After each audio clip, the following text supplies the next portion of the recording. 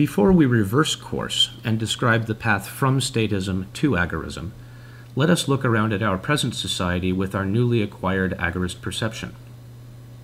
Much as a traveler who returns home and sees things in a new light from what he or she has learned from foreign lands and ways of life, we may gain new insights on our present circumstances.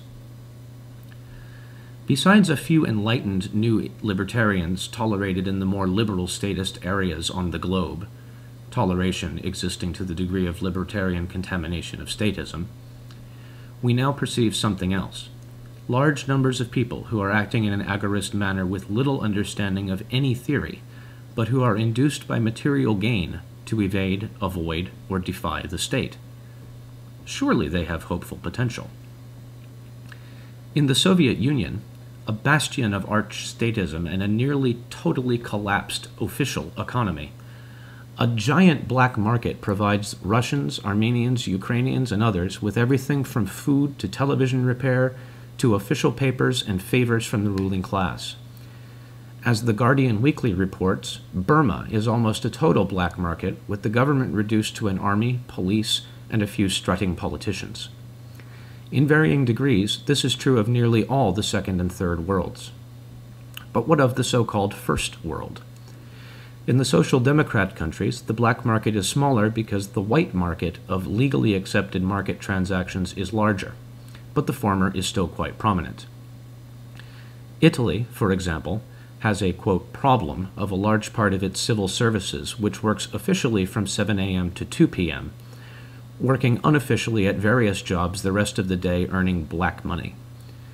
The Netherlands has a large black market in housing because of the high regulation of this industry.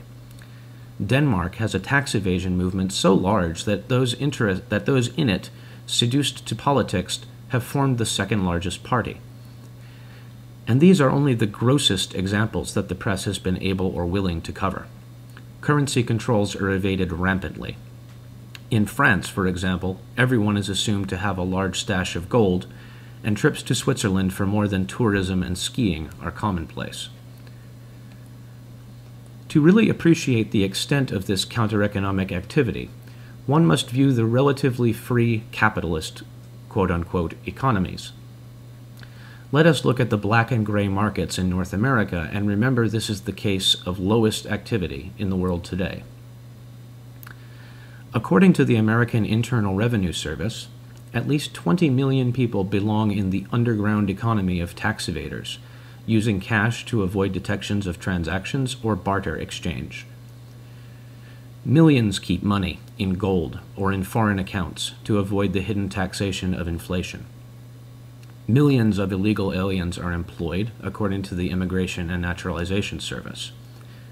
Millions more deal or consume marijuana and other proscribed drugs, including laetrile and forbidden medical material. And there are all the practitioners of victimless crimes. Besides drug use, there are prostitution, pornography, bootlegging, false identification papers, gambling, and prescribed sexual conduct between consenting adults. Regardless of reform movements to gain political acceptance of these acts, the populace has chosen to act now, and by doing so are creating a counter-economy. But it doesn't stop here. Since the 55-mile-an-hour speed limit enacted federally in the U.S., most Americans have become counter-economic drivers. The trucking industry has developed CB communications to evade state enforcement of regulations. For independents who can make 4 runs at 75 miles an hour rather than 3 runs at 55 miles an hour, counter-economic driving is a question of survival. The ancient custom of smuggling thrives today from boatloads of marijuana and foreign appliances with high tariffs and truckloads of people from less developed countries to the tourists stashing a little extra in their luggage and not reporting it to customs agents. Nearly everyone engages in some sort of misrepresentation or misdirection on their tax forms, off-the-books payments for services, unreported trade with relatives, and illegal sexual positions with their mates. To some extent, then, everybody is a counter-economist. And this is predictable from libertarian theory. Nearly every aspect of human action has statist legislation prohibiting, regulating, or controlling it. These laws are so numerous that the, quote, Libertarian Party, which prevented any new legislation and briskly repealed 10 or 20 laws a session, would not have significantly repealed the state, let alone the mechanism itself, for a millennium. Obviously, the state is unable to obtain enforcement of its edicts. Yet, the state continues. And if everyone is somewhat counter-economic, why hasn't the counter-economy overwhelmed the economy? Outside of North America, we can add the effect of imperialism. The Soviet Union has received support from the more developed countries in the 1930s, and large quantities of instruments of violence during World War II. Even today, trade heavily subsidized by non-repayable loans props up the Soviet and new Chinese regimes. This capital, or anti-capital, being that it is destructive of value, this capital flow, together with military aid from both blocs, maintains regimes in the rest of the globe. But that does not explain the North American case.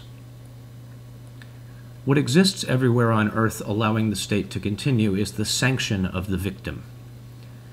Every victim of statism has internalized the state to some degree. The Internal Revenue Service's annual proclamation that the income tax depends on, quote, voluntary compliance, unquote, is ironically true. Should the taxpayers completely cut off the blood supply, the vampire state would helplessly perish, its unpaid police and army deserting almost immediately, defanging the monster. If everyone abandoned, quote, legal tender, unquote, in favor of gold and goods and contracts and other exchanges, it is doubtful that even taxation could sustain the modern state. This is where the state's control of education and the information media, either directly or through ruling class ownership, becomes crucial. In earlier days, the established priesthood served the function of sanctifying the king and aristocracy, mystifying the relations of oppression, and inducing guilt in evaders and resistors. The disestablishment of religion has put this burden on the new resistors. The disestablishment of religion has put this burden on the new intellectual class, what the Russians called the intelligentsia. Some intellectuals, holding truth as their highest value, as did earlier dissenting theologians and clerics, do work at clarifying rather than mystifying, but they are dismissed or reviled and kept away from state and foundation-controlled income.